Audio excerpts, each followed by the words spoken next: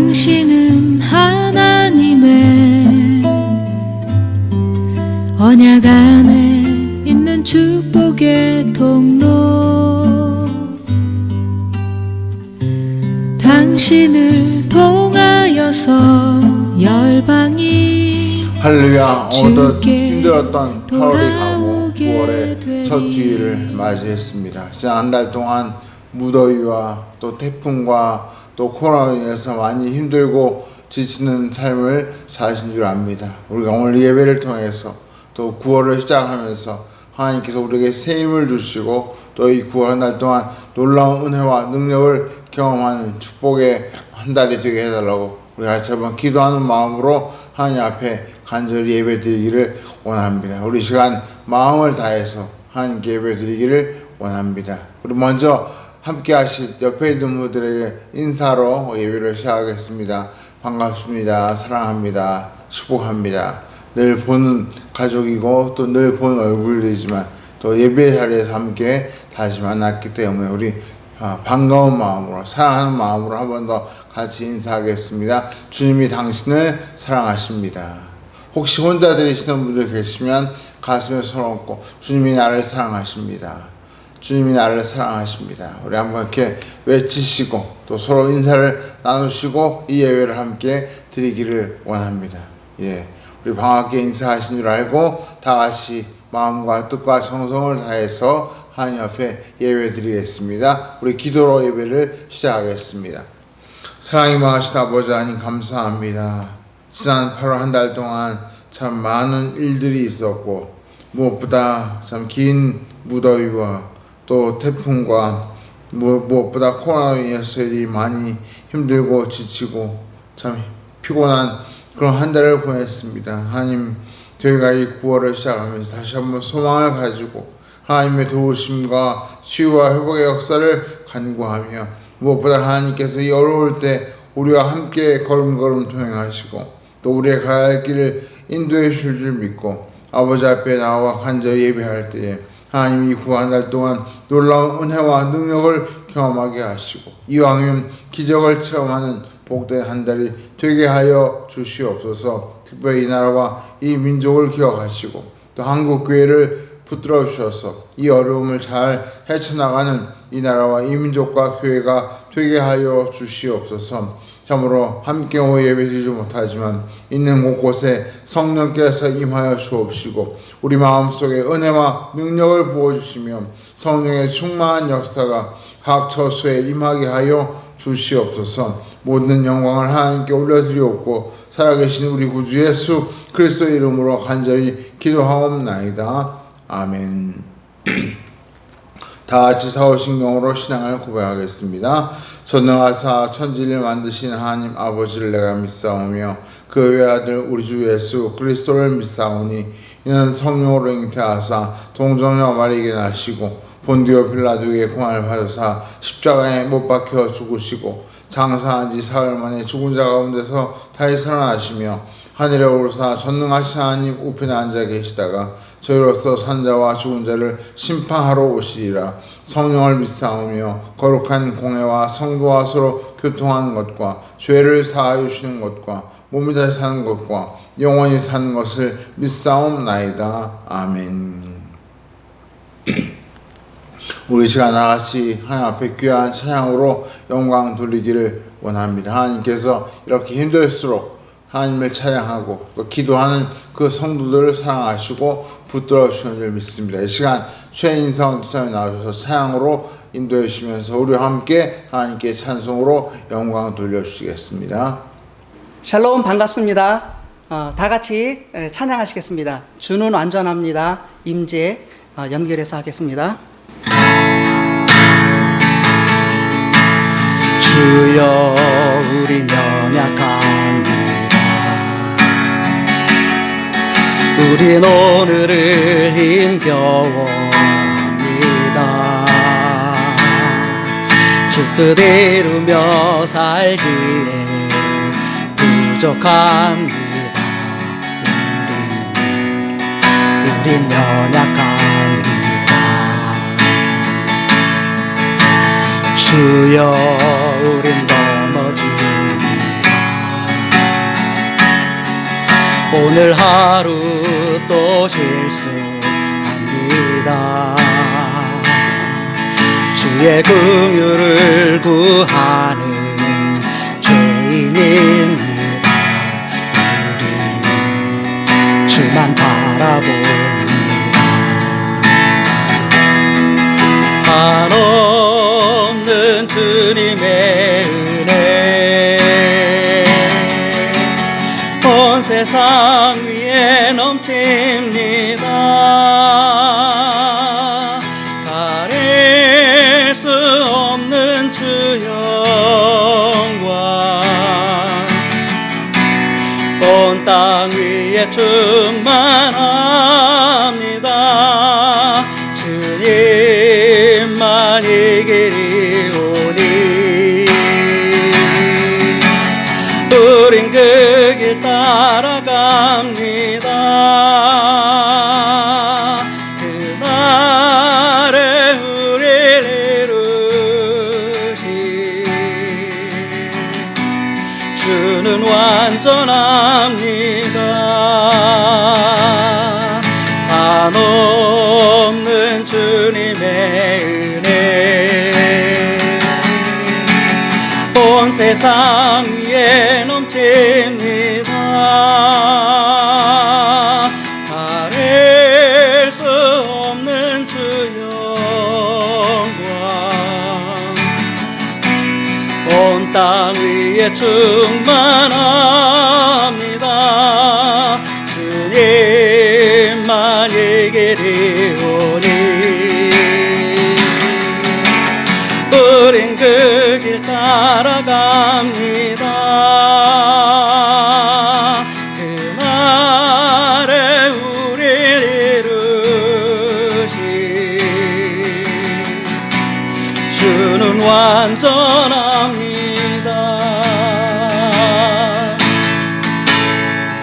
하늘의 문을 여소서 이곳을 주목하소서. 주를 향한 노래가 꺼지지 않으니 하늘을 열고 보소서. 이곳에 임재하소서. 주님을 기다립니다. 기도의 향기가 하늘에 닿으니 주여 임재하여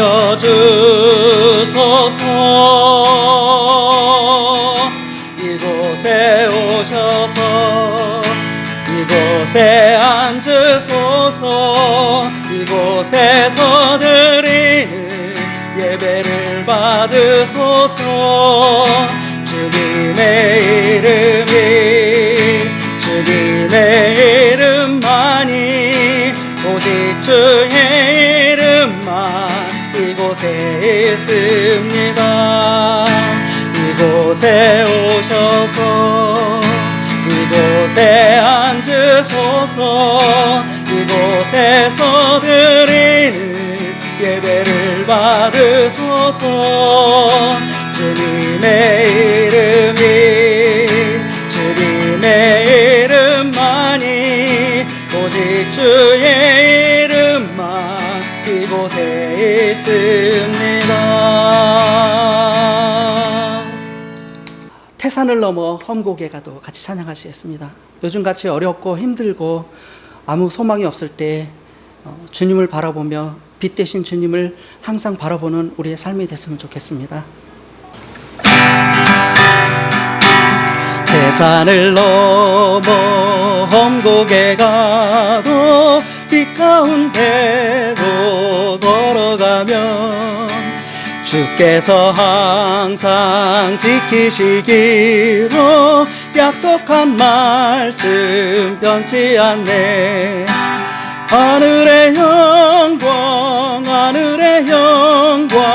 나의 맘속에 차고도 넘쳐 할렐루야를 힘차게 불러 영원히 주를 찬양하리.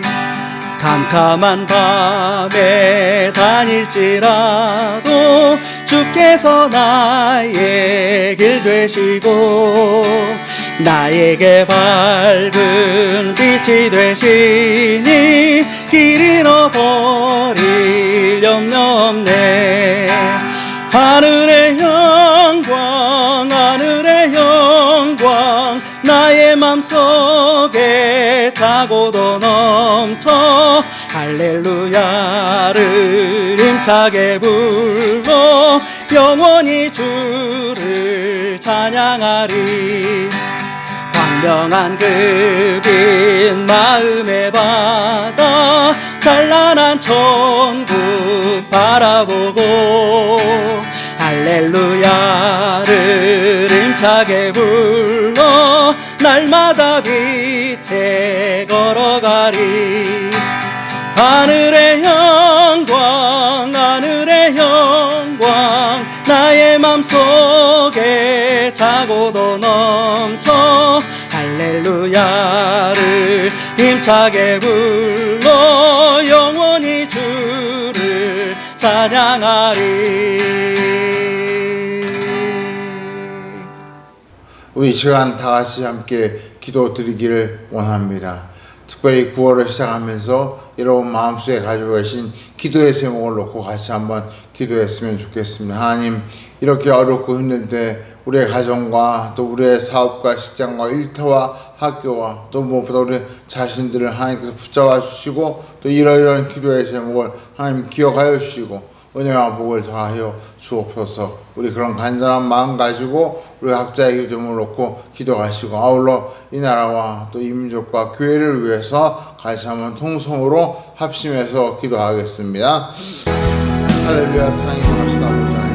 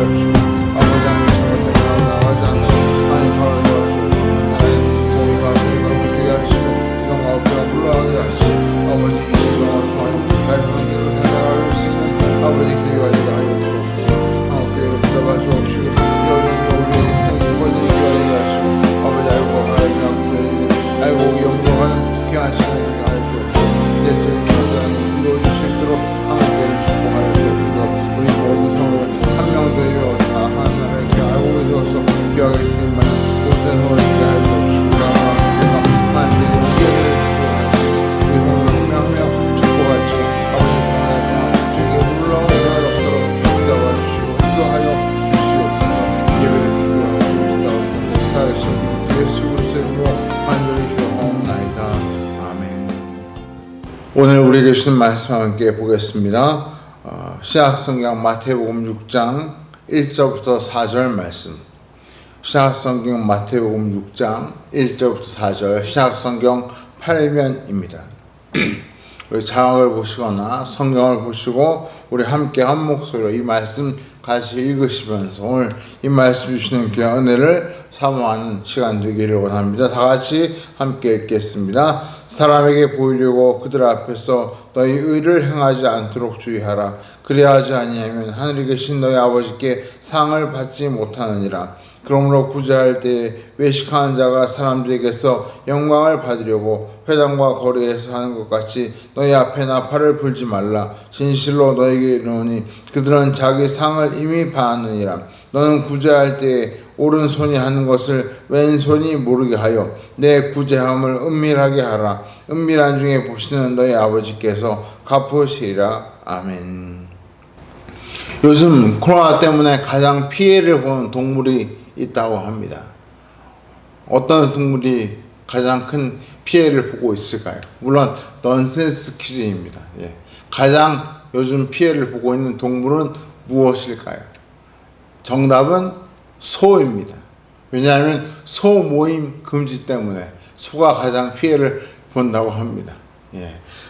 설교 시작을 좀 썰렁한 유머로 시작했는데요.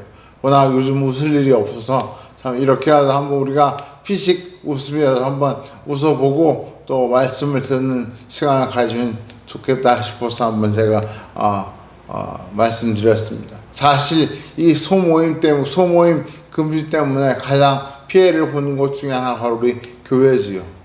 주일 예배도 이렇게 모여서 드리지 못하고 또 새벽 기도에도 제대로 하지 못하고 참 어려운 가운데 있습니다. 오늘 하나님께서 빨리 이 코로나를 진정시켜 주시고 이왕이면 이 코로나를 빨리 물리쳐 주시고 우리가 마음껏 모여서 예배하고 또 교제할 수 있는 날이 올 수 있도록 우리 성도님들 기도해 주시기를 부탁드립니다. 우리가 지난 시간까지 산상수훈 가운데 첫 번째 장인 마태복음 5장을 살펴보았습니다. 그 내용을 간단히 정리해 보면 마태복음 5장에서는 먼저 천국 시민으로서 그리스도인이 갖추어야 할 성품이 무엇인가를 팔복의 형식을 통해서 교훈하고 있습니다. 심령이 강한 것부터 시작해서 마음이 온유하고 청결하고 또 긍휼을 베풀 수 있고 또 핍박을 이겨내는 등등 8가지 성품을 강조하시므로 그런 마음을 가져야 하나님의 자녀로 천국 시민다운 그런 성도가 될 수 있다고 말씀해 주셨습니다. 이어서 세상의 빛과 소금으로 살아야 한다는 사실을 교훈해 주십니다. 세상을 참으로 썩지 않도록 또 어두워지지 않도록 지켜내는 빛과 소금의 사명을 우리 성도가 감당해야 한다. 참 너무나 귀하고 또 너무나 놀라운 말씀이지만 사실 감당하기에 너무나 힘든 그런 말씀이기도 합니다. 무엇보다 우리가 세상에서 가장 많이 접하는 큰 죄악들 그런 것들을 어떻게 바르게 대처할 것인가에 대해서 주님이 교훈하시면서 살인, 간음, 또 맹세, 악인과 원수를 대하는 태도 등에 대해서 올바른 교훈을 주고 계십니다. 이제 6장으로 넘어오면서 새로운 주제로 주님께서 우리에게 그리스도의 태도를 가르쳐 주십니다. 바로 구제와 기도와 또 금식 같은 경건 생활과 또 물질에 대한 태도 등에 대해서 이 마태복음 6장에서 주님이 우리에게 교훈해 주십니다. 오늘 그 첫 번째 주제로 구제에 대해서 함께 묵상해 보고자 합니다. 오늘 말씀해 보시면 구제와 기도와 금식과 물질에 대한 성도가 가져야 할 가장 기본적이고 또 가장 중요한 자세를 1절에서 교훈해 주고 계십니다. 우리 같이 한번 1절을 읽어 보시겠습니다. 사람에게 보이려고 그들 앞에서 너희 의를 행하지 않도록 주의하라. 그리하지 아니하면 하늘에 계신 너희 아버지께 상을 받지 못하느니라. 무슨 말입니까? 사람에게 보이려고, 사람에게 보여주려고 구제하거나 기도하거나 금식하거나 그렇게 하지 말라는 것입니다. 다시 말해 보여주기 위해서 하지 말라. 전 이것을 요즘식으로 표현하면 관종이 되지 마라. 저는 그렇게 표현해도 된다고 생각이 됩니다. 구제할 때 관종이 되지 마라. 기도할 때 남들의 관심을 끌려고 관종처럼 기도하지 마라. 또 금식할 때 남들이 알아주기를 바라면서 관종이 되고자 하는 그런 마음으로 금식하지 마라. 이것이 바로 이 마태복음 6장에서 예수님께서 강조하시는 주제의 핵심입니다. 요즘 우리가 살고 있는 이 시대를 일컬어 관종의 시대라고 해도 과언이 아닐 것 같습니다. 관종이란 말이 무슨 뜻인지 다들 아시죠? 관심 종자의 약자입니다. 우리가 타인의 관심을 받고 싶은 욕구를 가리켜 관심병이라고 부르고, 그런 욕구가 큰 사람을 일컬어 관심 종자 이렇게 표현합니다. 이렇게 남의 이목을 끌고 남의 관심을 갈구하는 이런 시대가 바로 오늘 이 시대고, 또 그런 사람들이 바로 이 관심 종자, 일명 관종인데, 우리 그리스도인들이 피해야 할 모습 중 하나가 바로 이 관종이 되려고 하는 모습이라는 것을 오늘 성경이 말씀해 주고 있습니다. 요즘 SNS를 비롯한 개인 미디어와 유튜브 같은 영상 콘텐츠가 발달하면서 점점 많은 사람들의 관심을 끌기 위해 안간힘을 쓰고 있는 모습을 우리가 보게 됩니다. 심지어 그런 관심을 끄는 것이 금전적인 유익까지 가져다 주기 때문에 많은 사람들이 열을 올려서 사람들의 관심을 끌려고 정말 고군분투하고 있는 모습을 볼 수 있습니다. 관심도 어느 정도 적당한 선에서 자연스럽게 그저 부담 없이 관심을 끌어모으면 좋은데, 오히려 억지로 정말 과하게, 심지어 사람들의 비난과 분노를 불러일으킬 정도로 선을 넘어서 관심을 끌려고 하는 사람들이 있기 때문에 문제인 것 같습니다. 구제뿐만 아니라 어쩌면 모든 일들이 보여주기 위해서 한다면 그것은 문제가 될 수밖에 없습니다. 정치도 그렇고 종교도 그렇고 사람들에게 보여주기 위해서만 한다면 그것은 그 본질을 망각하는 안타까운 자리에 이르게 될 것입니다. 그런 의미에서 이런 관종에 대해서 우리가 다시 한번 경각심을 가지고 오늘 본문의 말씀을 살펴보아야 할 것입니다. 그런데 이런 관종의 본성은 요즘 이 시대만 있는 것이 아니라 예수님 시대에도 이런 관종의 본성은 여전히 존재하고 있었습니다. 그 대표적인 사례가 바로 오늘 구제라고 하는 주제입니다. 예수님 당시에 어떤 식으로 구제가 이루어졌을까요? 오늘 2절 말씀에 보면 그 내용이 설명되어 있습니다. 우리 2절 한번 같이 보실까요? 2절 한번 읽어보죠. 시작. 그러므로 구제할 때에 외식하는 자가 사람에게서 영광을 받으려고 회당과 거리에서 하는 것 같이 너희 앞에 나팔을 불지 말라. 예수님 당시에 구제라고 하는 귀한 일을 할 때에 외식하는 사람이 있었다는 것입니다. 그렇다면 여기 외식한다는 말의 뜻이 무엇일까요? 제가 주일학생 때 그러니까 벌써 한 40년 전쯤인데요, 제가 이런 이야기를 들은 기억이 납니다. 제가 다니던 교회에 믿음 좋은 집사님이 계셨는데 그분 아이들이 저와 함께 주일학교를 다니고 있었습니다. 근데 그 집사님 댁은 밖에 나가서 식사를 한 적이 한 번도 없다는 이야기를 그 아이들로부터 들었습니다. 왜 그러냐 이렇게 물었더니 성경에서 외식하지 말라고 주님이 가르쳐 주셨기 때문에 밖에 나가서 절대로 식사를 사먹는 일이 없다고 그렇게 이야기했던 기억이 지금도 생생합니다. 그 집사님은 성경에서 말하는 외식하지 말라는 말을 밖에 나가서 식사하는 걸 하지 말라는 말로 오해하셨던 것 같습니다.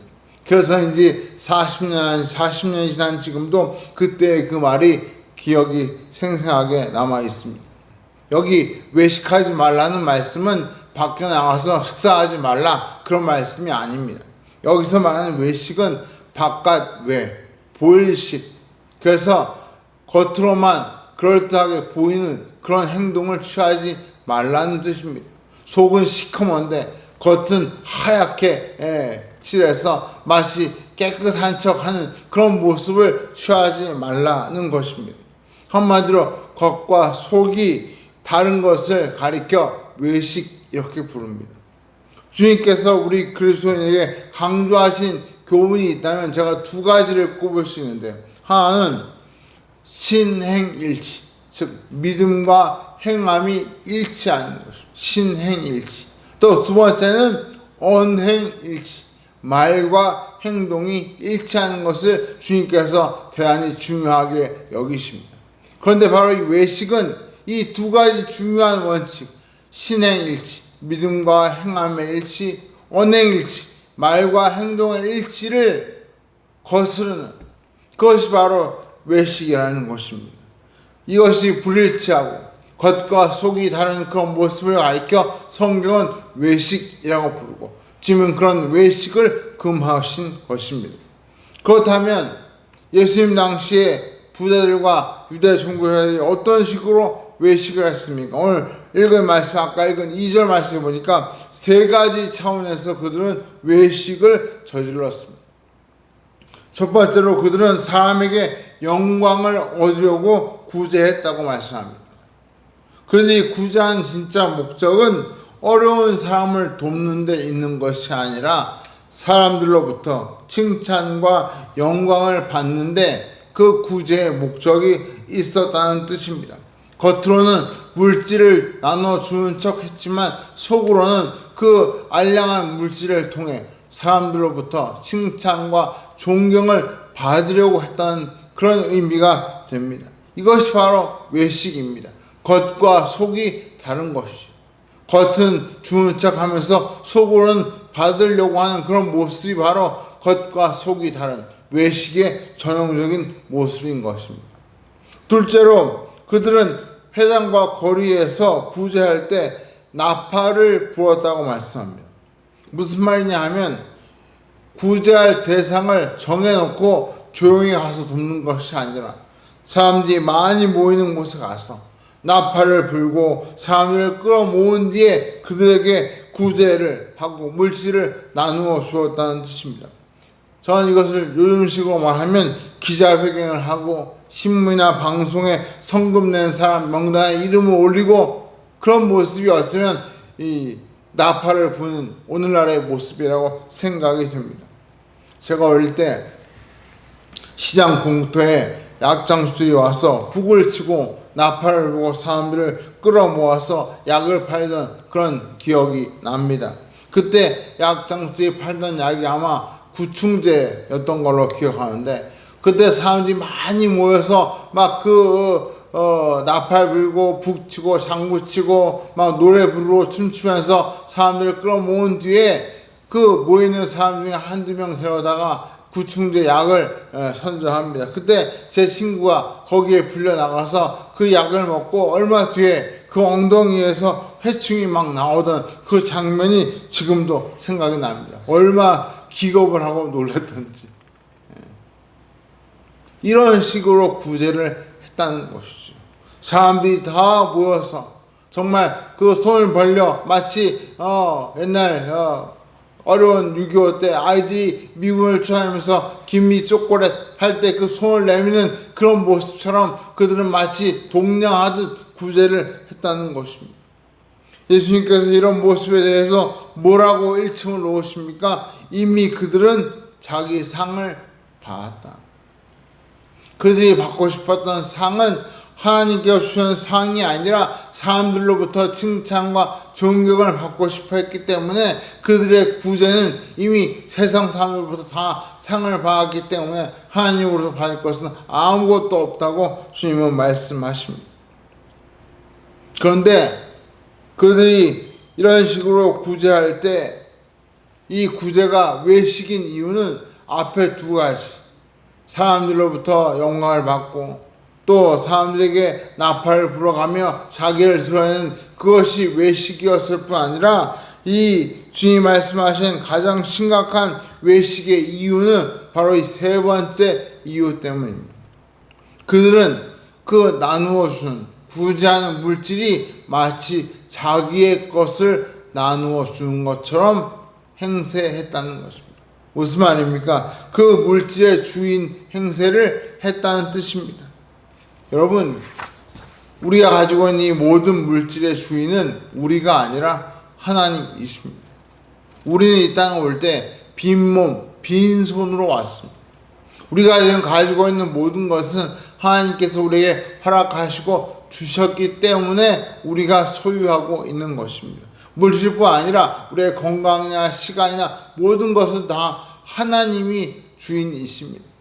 우리는 성경에 보니까 주인이 아니라 그것들을 주님의 하나님으로부터 맡아서 관리하는 청지기라고 성경은 우리의 본질을 이야기하고 있습니다.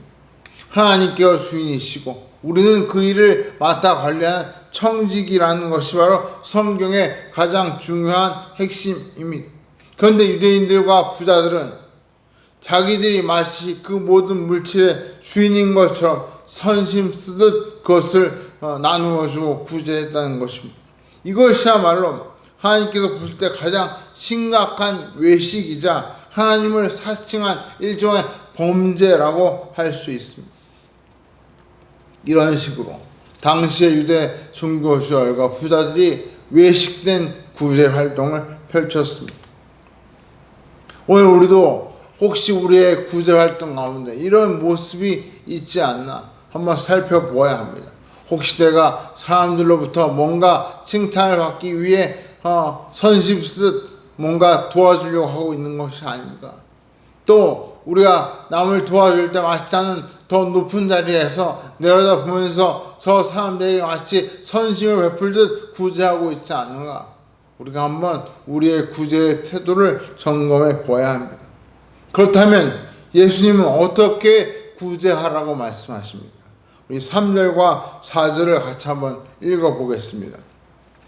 같이 읽죠. 너는 구제할 때에 오른손이 하는 것을 왼손이 모르게 하여 내 구제함을 은밀하게 하라. 은밀한 중에 보시는 너희 아버지께서 갚으시리라.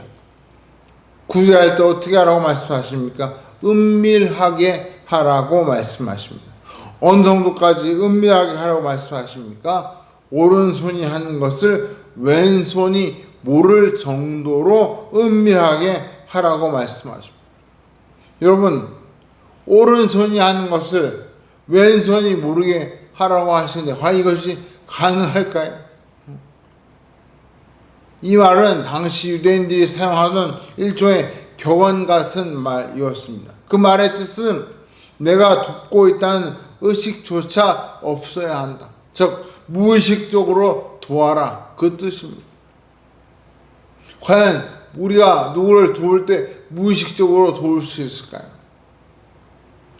또 조금 다른 경우이긴 하지만 무의식적으로 한다는 점에서 도움이 되는 예가 한 가지 있습니다. 제가 1994년도에 군목으로 입대를 했는데 입대하기 전에 반드시 운전면허증을 따오라는 이야기가 있어가지고 제가 운전학원에 등록하고 일정 보통면허를 따기 위해서 열심히 시험을 봤습니다. 필기시험은 한 번에 붙었는데 그 실기시험에서 2번이나 낙방을 했습니다. 마지막 3번째 실기시험에 겨우 붙어서 제가 면허증을 땄습니다. 근데 그때 제가 일정 보통을 시험 볼 때 그 사용하던 차는 오토가 아니라 1톤 수동 트럭이었습니다. 아마 그걸로 운전 면허 시험 보신 분들 여기도 많이 계실 텐데 수동식 1톤 트럭을 몰고 이제 운전을 주행을 해서 합격을 해야 되는데 2단으로 출발해 가지고 3단까지 갔다가 언덕에서 급정거를 하고 다시 1단으로 기어를 바꿔서 출발해서 또 내려갈 때 2단, 3단으로 바꿔가지고 가야 하는 기어를 계속 변속해서 가야 하는 그런 시험을 주행시험 때 보았습니다. 그때 그 기어를 바꾸다가 시동을 꺼먹으면 점수가 깎여가지고 탈락하고 그래서 기어를 변속하는 게 굉장히 어렵게 느껴졌습니다. 근데 그때 제가 들었던 말 중에 제일 이해가 안 됐던 것이 운전하다 보면 기어 변속을 자기도 모르게 저절로 잘 하게 된다. 면허를 못 딴 선배들이 그런 이야기 하실 때 도무지 이해가 되지 않았습니다. 근데 우여곡절 끝에 제가 면허를 따고 차를 몰게 되었는데 한 몇 달 운전을 하다 보니까 제가 그때 프라이드 수동식 차를 몰고 있었는데 몇 달 동안 그 강원도 안구에서 차를 타고 다니다 보니까 어느 순간 저도 모르게 저절로 기아를 변속하고 있었습니다. 왼손으로는 운전대를 잡고 오른손은 스틱을 조정하는데 심지어 어떤 경우에는 달다 보면 저도 모르게 이미 속도에 맞춰가지고 기아를 변속해서 제가 변속해져 있는 모습으로 깜짝 놀랐던 일들이 한두 번이 아닙니다. 나중에는 그냥 기아 변속은 거의 무의식적으로 특별히 뭐 변속해야지 하지 않아도 저절로 손이 알아서 발이 알아서 기아를 바꾸는 그런 운전 실력이 되었습니다. 좀 경우는 다르지만 구제도 이와 같이 내가 구제하고 있다, 그런 의식을 가지고 구제하는 것이 아니라 그저 일상생활 속에서 무의식적으로 그저 구제하는지 전혀 기억나지 않을 정도로 구제를 하는 것입니다.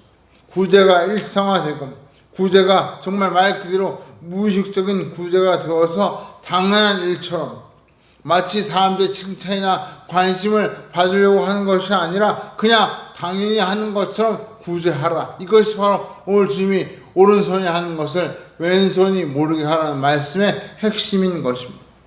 한마디로 관종이 되지 말라는 것. 이것이 바로 주님이 기대하시는 구제의 태도입니다. 저는 사실 이런 구제를 경험한 적이 있습니다. 제가 시작대학원 마지막 3학년 졸업학기 때 제가 3학년 1년 동안 이 두 학기를 외부로부터 전액 장학금을 받은 일이 있습니다. 외부인 어떤 분이 저에게 전액으로 1, 2학기, 두 학기 거금, 장학금을 주셔가지고 제가 참 등록금 한 푼 내지 않고 1년 동안 공부를 할 수 있었습니다. 너무 참 감사하고 귀한 일이라서 제가 2학기 때 장학금을 받고 나서 그냥 있을 수가 없어가지고 저에게 그런 장학금을 주면 한번 찾아가서 인사를 드리고 감사하겠다, 그런 마음을 가지고 학교에 누가 이런 장학금을 저에게 주셨는지 좀 알려달라고 했더니 청계천에서 장사하시는 장로님이 저에게 이런 장학금을 주셨다고 이렇게 알려주었습니다. 아마 교수님이 저를 추천해서 그분이 저에게 그 장학금을 받도록 하신 것 같습니다. 제가 너무 감사해서 그분에게 감사 인사 겸 또 한번 찾아뵈려고 전화를 드렸습니다. 그랬더니 그 전화를 받으시는 분이 저에게 너무나 예상과는 다르게 아주 차갑고 냉정한 목소리로 이 번호를 어떻게 알았냐고 마치 저에게 충하듯 물으시면서 찾아오지 말라고, 찾아와도 만나지 않겠다고 저한테 너무나 냉정하게 단호하게 말씀하시면서 전화를 뚝 끊으시는 겁니다. 저는 전화를 끊고 나서 아니 내가 뭔가 이분한테 또 뭔가를 더 바라고 빌붙으려고 전화한 줄 아시다, 그런 마음까지 생겼습니다. 그런데 제가 시간이 흐르면서 생각해 보니까 그분이 하신 말씀 중에 기억이 나는 것이 나는 하나님께 했지 전사님이 한 것이 아닙니다. 그 말이 딱 떠오르는 거예요. 그 장로님은 비록 저에게 전액 장학금을 두 학기나 주셨지만 저한테 준다고 생각하지 않고 하나님께 드린다고 생각하고 그렇게 장학금을 주셨던 것입니다. 정말 오른손이 하는 것을 왼손이 모르게 하기 위해서 저를 만나고 저에게 감사 인사를 받는 것조차 거절하신 그 모습을 제가 나중에서야 깨닫게 되었습니다. 이와 같이 우리가 개인적으로 하든 혹은 교회 차원에서 하든 우리가 구제를 할 때 누군가를 도울 때 하나님께만 보여드리는 마음으로 하나님만 보시라고 하는 그런 심정으로 은밀하게 구제하기를 주님은 기대하신다는 것입니다. 그런 의미에서 우리가 마지막으로 구제할 때 주의해야 할 점 몇 가지를 살펴보고 말씀을 마치려고 합니다. 우리가 구제할 때 주의할 점이 많이 있겠지만 오늘 제가 그 중에서 가장 중요한 거 세 가지를 말씀드리려고 합니다. 첫째로 구제할 때 주의할 점은 우리가 구제하는 그것이 하나님의 것으로 하는 구제임을 분명히 기억해야 합니다. 하나님의 것으로 하고 있다. 내 것이 아니라 하나님의 것으로 하고 있다는 사실을 우리가 마음에 새겨야 합니다. 간혹 어떤 교회 주보를 보면 그 주보 뒷면에 우리가 후원하는 교회 혹은 우리가 후원하는 선교사 이래가지고 한 페이지 가득 교회 이름과 선교사님 이름들 쫙 써놓은 그런 주보를 볼 수 있습니다. 제가 볼 땐 그렇게 주보에 써놓으면 성도들이 볼 때 우리 교회가 좋은 일을 하고 있구나, 그렇게 또 좋은 인식을 갖게 되고 성도들에게 도전도 주고 자긍심도 줄 수 있어 아마 그렇게 하시는 것 같습니다. 그러나 다른 한편으로 보면 이것이 은밀하게 구제하는 말씀을 못 지키는 것이 아닌가, 그런 생각도 해보게 됩니다. 저도 역시 그런 고민을 많이 가지고 있어서 우리 교회가 많은 분들을 돕지 못하지만 몇 분의 성도님을 돕고 있는데, 제가 그 고민 끝에 그 후원하는 성도님들의 이름의 가운데 글자를 별표로 표시해 두었습니다. 물론 우리가 알려면 다 알 수 있지만 최소한 우리 교회가 후원하는 것이 아니라 하나님께서 우리 교회를 통해서 허락하신 헌금으로 그분들을 섬기고 있다, 그걸 보여드리려고, 사람에게 보이려고 하는 것이 아니라 하나님 앞에서 제가 이렇게 하고 있습니다 하는 것을 보여드리려고 하는 그런 마음가짐으로 그 이름을 한 글자씩 빼서 그저 알아보기 어렵게 그렇게 표시를 해 주었습니다. 종종 성도님들 중에 그런 분들이 계십니다. 누구를 돕고 싶은데 목사님 저에게 찾아오셔서 저에게 대신 그분에게 이 물질을 전달해 주십시오 부탁하는 분들이 계십니다. 자기가 하려고 하면 얼마든지 더 잘 하실 수 있을 텐데 굳이 번거롭게 목사를 이렇게 거쳐서 하실까 싶지만, 결국 그 마음의 핵심은 바로 은밀하게 돕고 싶다, 아마 그런 마음 때문에 목사를 통해서 그렇게 구제를 하시려고 한다고 생각이 됩니다. 내가 하는 이 구제가 내 돈으로 하는 것이 아니라 하나님의 돈으로 하는 것이라고 생각할 때 우리가 칭찬이나 관종에 빠지지 않는 그런 마음이 되고 은밀하게 구제할 수 있는 태도를 갖게 됩니다. 두 번째로 우리가 주의할 점이 무엇입니까? 오른손이 하는 것을 왼손이 모르게 하랬다고 해서 구제하는 것을 지나치게 조심하거나 주저하는 일이 생기지 않도록 주의해야 합니다. 무슨 말씀입니까? 지나치게 조심하고 주의하는 것은 어쩌면 반대로 사람들을 지나치게 의식하고 있다는 뜻이 될 수 있습니다. 사람들을 의식하지 않으려고 했는데 오히려 너무 조심하는 것은 저절로 사람들을 의식하고 있다는 뜻이 되는 것이죠. 왼손이 모르게 하였다고 해서 내가 구제하는 것이 알려지면 어떡하지? 막 걱정하면서 구제를 주저하는 일이 생긴다면 그것은 오히려 말씀에 역행하는 것이 될 수 있습니다.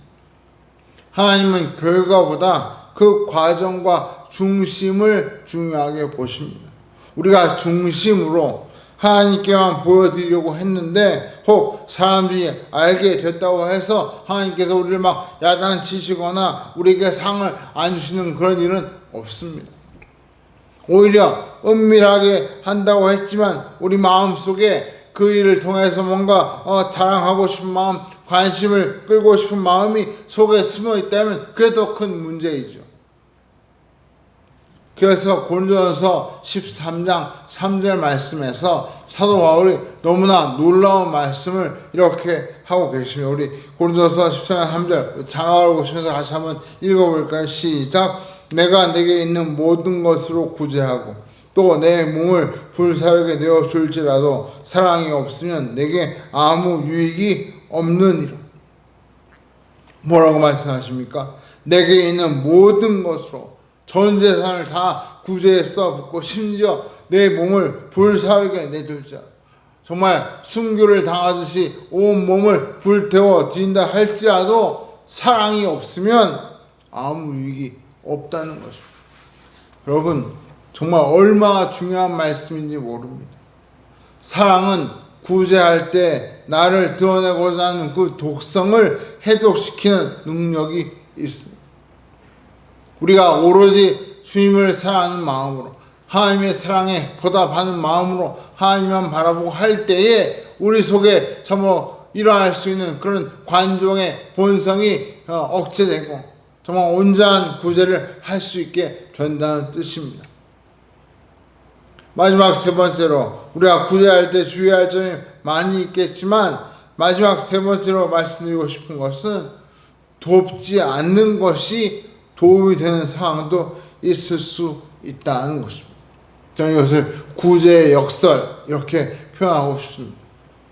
돕지 않는 것이 오히려 돕는 것보다 더 낫다는 것입니다.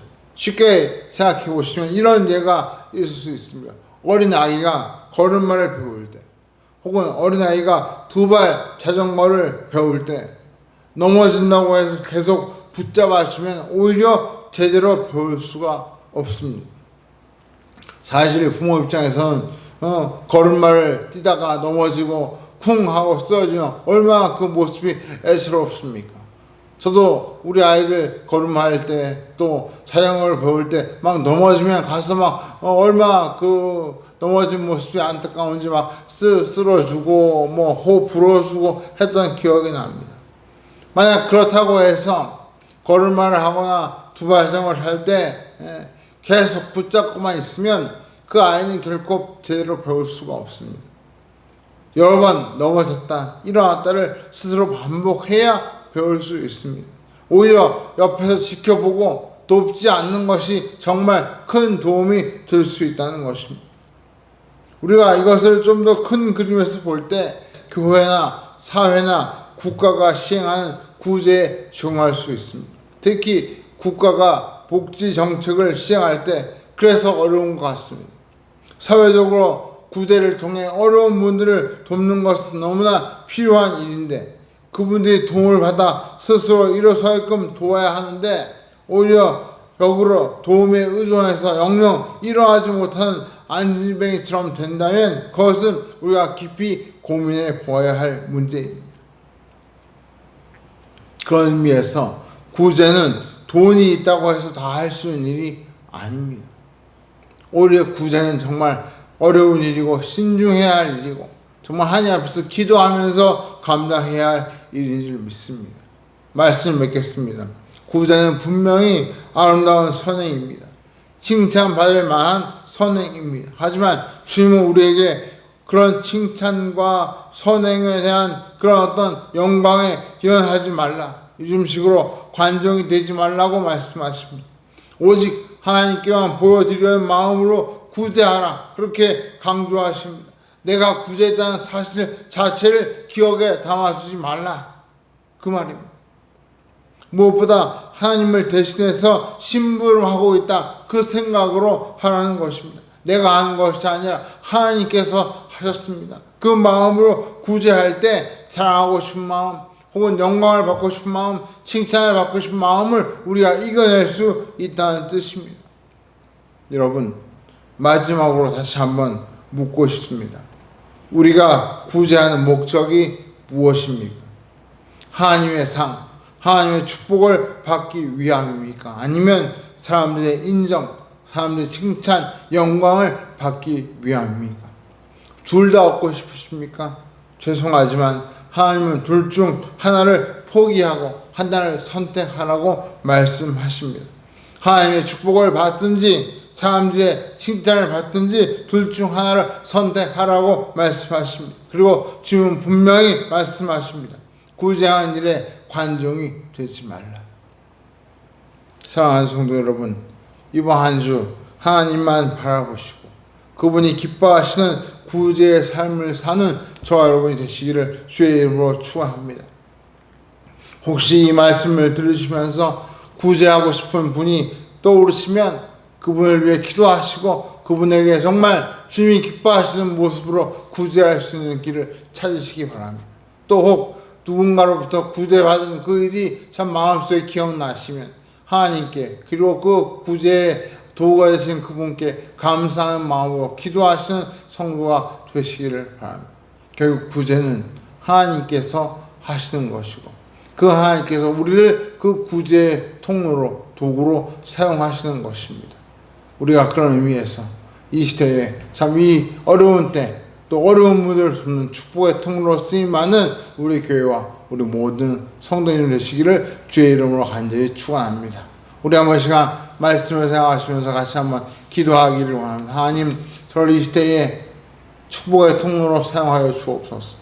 가진 것이 많지 않지만 제게 주신 것, 제게 있는 것으로 다른 사람을 돕고 섬길 수 있는 그런 축복의 통로가 되게 하여 주옵소서. 인색한 마음, 아끼는 마음, 나만을 생각하는 마음을 이겨내게 하시고 다른 사람, 더 어려운 분들을 돌아볼 수 있는 그런 안목을 허락하여 주옵소서.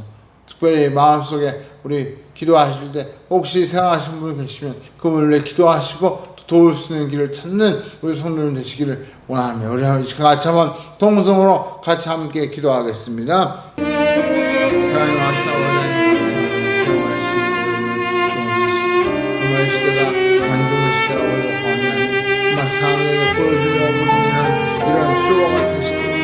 교인들 참으로 하나님의 받은 것이 이 시대의 흐름을 따라가지 아니하고 오히려 저 하나님께만 보여드리고 사람에게 칭찬과 관심을 가지고 애쓰지 않는 그런 성도가 되게 하여 주옵시고 우리가 하는 것이 아니라 우리 모두 성도를 입고 하나님께서 하시는 것을 기억하고 하나님의 뜻을 따라 하나님 기뻐하시는 우리의 섬김의 삶을 사는 우리 교회를 하시고 하나님 우리가 성도를 하나님 교회 들어가서 싸우리러 가는 여러분 있는 상황 속에 주의 복을 위해 수고하는 하나님의 나라를 위해 애쓰는 하나님 함께하여 주옵시고 건강하게 하시고 생명 안위를 지켜주옵시고 하나님의 그 모험을 기도하여 너의 생명을 하여 주옵소서 어제와 우리가 많은 분들을 성교시를 비워되게 하여 주옵시고 그것이 하늘의 상을 받는 우리 모든 성도될 수 있도록 하나님 역사하여 주옵소서. 할렐루야. 사랑이 하신 아버지 하나님 감사합니다. 우리가 참으로 구제라고 하는 아름다운 선행을 할 때에 혹 그것이 우리의 자랑이 되거나 칭찬이 되거나 관심이 되지 않도록 참 하나님 기뻐하시는 바른 모습으로 구제하는 교회와 우리 성도를 되게 하여 주시옵소서. 정말 이 시대는 관중의 시대라고 해도 과언이 아닙니다. 사람들이 누군가로부터 관심을 받기 위해서 안가임을 쓰고 그것이 마치 축복이고 그것이 마치 자랑인 줄 알고 여기는 이 시대에 우리 믿는 성도들 참 오직 하나님께만 보여주려고 하는 마음으로 세상의 칭찬이나 영광을 참으로 과감히 거절하고 이 시대의 흐름을 참으로 역행해서 하나님만 기뻐하시는 구제의 삶을 사는 복된 성도들 다 되게 하여 주옵소서. 그래서 세상의 상이 아니라 하나님께 주시는 상을 받는 우리 모든 교회와 성도를 될 수 있도록 축복하여 주시옵소서. 이번 한 주 그런 삶을 살기를 원합니다. 한 분 한 분 축복의 통로로 귀하게 사용하시고 이 구원할 동안 정말 그런 삶을 살아감으로 하나님께서 우리 성도를 통하여 큰 일을 행하시는 놀라운 역사가 일어나게 하여 주시옵소서. 이제는 우리 구주 예수 그리스도의 크신 은혜와 하나님 아버지의 놀라우신 사랑과 성령의 감화감동 인도 역사하심이 우리가 가진 모든 것을 다 드리고 우리가 우리 몸을 불태워 드릴지라도 사랑이 없으면 아무 유익이 없다는 말씀을 기억하며 하나님께서 기쁘게 봐주시는 구제의 삶을 살기를 마음속에 다짐하고 이 시대의 축복의 통으로 쓰임받기를 기도하는 이 자리에 모여 숙인 사랑하는 주의 사들의 심령교회와 우리 교회와 우리 모든 성원을 위해 또 우리가 섬기는 성도들과 또 이 나라 이민족과 세계 열방 가운데 이제로부터 영원토록 함께 계실지어다. 아멘. 당신은 하나님의